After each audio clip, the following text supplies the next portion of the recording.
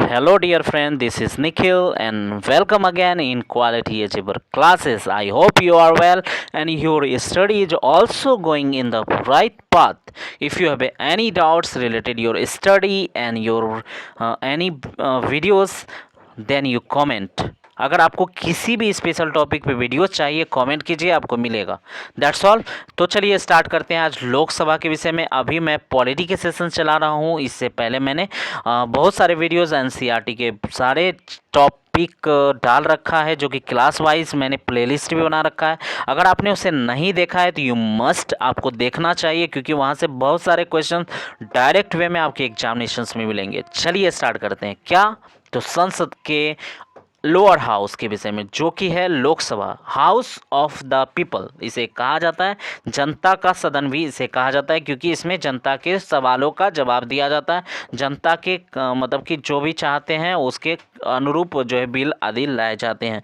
अगर आपको मैंने बताया था संसद जो है 79 में आर्टिकल में है, और राष्ट्रपति के विषय में आपको पता है कि क्या है, राष्ट्रपति के विषय में आपका आर्टिकल जो है 52 है। यहाँ राज्यसभा होगा। राज्यसभा का आर्टिकल जो है 80 है। गलती से राष्ट्रपति लिखा गया है, यू मस्ट अंडरस्टैंड, आपको समझ जाना चाहिए। और इसके बाद लोकसभा की अगर बात किया जाए तो लोकसभा आर्टिकल 81 में दर्ज है। इसे निम्न हाउस भी कहा जाता है, मतलब लोअर हाउस भी कहा जाता है, अस्थायी सदन भी कहा जाता है, लोकप्रिय सदन भी कहा जाता है, जनता का सदन भी कहा जाता है, और प्रत्यक्ष सदन भी कहा जाता है, प्रत्यक्ष सदन भी कहा जाता है। तो इसमें क्या है, अगर बात किया जाए सदस्यों की संरचना की, तो आपको पता होना चाहिए कि इसमें कुल मिला के जो सीट हैं वो फिलहाल जो है 550 होते हैं, और जिसमें 2 जो है नियुक्त किया जाता है एंग्लो इंडियन से अलग से।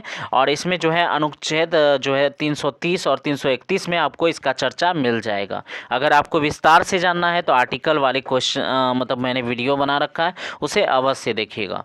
अगर जो है बात करें हम इसके सीटों का वितरण का, तो इसमें आप देखोगे कि 530 जो सीट है वो स्टेट से है, और जो रेस्ट 20 सीट जो है यूनियन टेरिटरी से और 2 एंग्लो इंडियन से। कुल मिला के अभी जो है 545 सीट आपको देखने को मिलेगा। ओके। सदस्यों का अगर चुनाव की बात किया जाए तो प्रत्यक्ष चुनाव प्रक्रिया के द्वारा किया जाता है। आपको पता होगा कि एमपी का चुनाव होता है, वो जो है जो प्रधानमंत्री का चुनाव करते हैं। प्रधानमंत्री के विषय में अगर आपको पूरी जानकारी चाहिए तो उसके लिए भी मैंने वीडियो बना रखा है, आप उसे ज़रूर देखिए। मैंने पॉलिटी का एक प्लेलिस्ट तैयार कर रखा है, जिसमें सारे वीडियोस को एकदम से मैंने लाइन बाय लाइन सजा के रखा है, आप उसे ज़रूर देखिए। और इस तरह से आपको वीडियो मिलते रहेंगे। चैनल को ज़रूर सब्सक्राइब कीजिए। और इसमें जो चुनाव कौन करते हैं, तो इसमें सार्वभौम मताधिकार है, यानी 18 वर्ष से ऊपर सभी व्यक्ति किसी धर्म के हो वो कर सकते हैं। बस इसका शर्त यही है कि वोटर लिस्ट में नाम रहना चाहिए, और उसके पास जो है एक आईडी, वैलिड आईडी कार्ड रहना चाहिए। फर्स्ट जो है मतलब कि पास्ट द पोस्ट, यानी कहने का मतलब है ये जो है पहला सदन होता है, और किसी भी चीज़ को इम्प्लीमेंट करने में जो है मदद करता है। That's all. आगे योग्यता की अगर बात किया जाए तो ये इसका जो सिटीजन होना चाहिए वो भारत का होना चाहिए, और इसका आयु जो है 25 वर्ष का होना चाहिए, और मानसिक रूप से किसी भी तरह का मानसिक विकार से ग्रसित नहीं होना चाहिए, एकदम से स्वस्थ होना चाहिए। That's all. सरकारी लाभ यानी कि किसी भी तरह का सरकारी गतिविधियों में शामिल नहीं होना चाहिए, यानी कि कोई पोस्ट पे आसीन नहीं होना चाहिए। That's all. अगर आगे बात किया जाए कार्यकाल के विषय में, तो कार्यकाल इसका 5 वर्ष है, और पर जो बहुमत खोने पर जो है 5 वर्ष से पूरे जो है ये ख़त्म हो सकता है, विघटन हो सकता है। That's all. आगे जो बात किया जाए इसकी शक्ति का, तो आर्टिकल 85 में इसकी शक्ति का जो है मतलब जो है आपको विस्तार से पता चलेगा, और साथ ही साथ राष्ट्रपति को पीएम की सलाह पर कार्य करने की मतलब कि बातों को सामने लाया जाता है, यानी सारे तथ्यों का आपको वहाँ पे विवरण मिल जाएगा। अन्य बातों की अगर बात की जाए, आपातकाल जो है 3 तरह के होते हैं, आपको पता है ना। आपातकाल 352 में जो है अनुच्छेद 83(2) में यदि आपातकाल लगे हो तो कार्यकाल जो है 1 वर्ष के टर्म में आपातकाल लगने पर जो है, मतलब अगर 1 साल तक रहे तो जिसका जो टर्म है आगे बढ़ाया जा सकता है। कार्यकाल पहले 6 वर्ष हुआ करता था। 42वां संशोधन 1976 में लाया गया था, लेकिन पुनः 5 वर्ष 44वां संविधान संशोधन 1978 में कर दिया गया था। अध्यक्ष की अगर बात किया जाए, अध्यक्ष या उपाध्यक्ष अनुच्छेद 93 से 97 में पद का वर्णन आपको मिलेगा, यानी लोकसभा के सदस्यों का चयन जो है मतलब कि अध्यक्ष जो है लोकसभा के सदस्यों द्वारा चयन किया जाता है और उपाध्यक्ष जो है लोकसभा के सदस्यों द्वारा ही चयन किया जाता है। शक्ति की बात किया जाए, धन विधेयक की घोषणा जो है करने की शक्ति है। 108 द्वारा संयुक्त अधिवेशन की अध्यक्षता करेंगे कौन? लोकसभा के अध्यक्ष करेंगे और अध्यक्ष की अनुपस्थिति में कार्य का हस्तांतरण किया जाता है उपाध्यक्ष को। और अगर बात किया जाए निर्णायक मत की, तो इसमें निर्णायक मत में भी वो जो है मतलब कि लोकसभा अध्यक्ष कर सकते हैं, यानी कि कभी कभी 50-50 मत हो जाता है तो उसमें निर्णायक मत में ये कर सकते हैं वोटिंग। अगर त्यागपत्र की बात किया जाए तो अध्यक्ष जो है उपाध्यक्ष को देंगे और उपाध्यक्ष अध्यक्ष को देंगे। लोकसभा के सभी जो सदस्य हैं यदि उन्हें हटाना चाहते हैं तो सभी सदस्यों का मत पारित करना होगा। आर्टिकल 330 में इसमें क्या दिया हुआ है? अनुसूचित जाति अनुसूचित जनजाति का सीट जो है 84 और 47 बताया गया है, सदस्यों का चयन किया जाता है।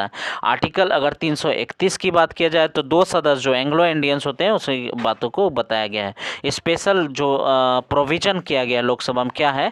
मंत्रिपरिषद के लोक जो सभा में उत्तरदायी होते हैं और साथ ही साथ अगर मैं आपको बता दूं कि एक भी जो है मंत्री के प्रति अगर अविश्वास प्रस्ताव यानी कुछ भी अगर उसको हटना पड़ता है तो सारा जो है सरकार विघटित हो जाता है। ठीक है, याद रखिएगा।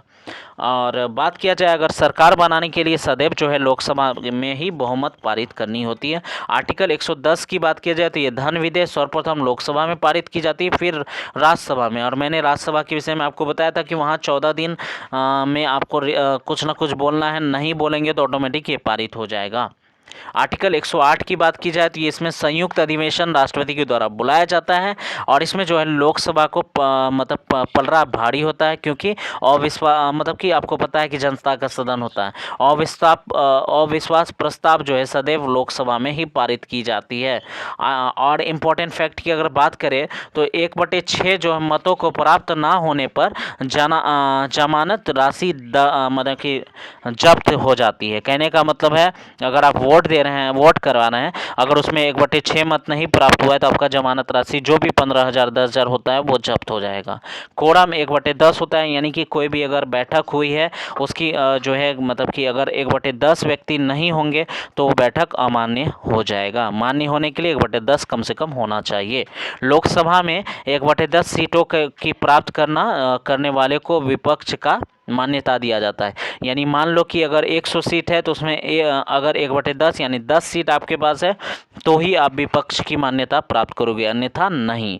अब अनुपस्थित का बात किया जाए तो लगातार 60 दिनों तक अनुपस्थित रहने वाले को पद से हटा दिया जाता है संसद के मतलब कि कार्यभार से। तो आई होप कि यहाँ जितने भी तथ्यों को मैंने बताया वो आपने एंजॉयफुली अच्छे से समझ लिया होगा। अगर किसी भी तथ्यों में कोई भी परेशानी है, कोई भी डाउट्स है तो यू मस्ट कमेंट कीजिए और साथ ही साथ मेरे चैनल को सब्सक्राइब भी कीजिए ताकि ऐसे वीडियोज़ आपको टाइम टू टाइम मिलते रहे। That's all, thank you.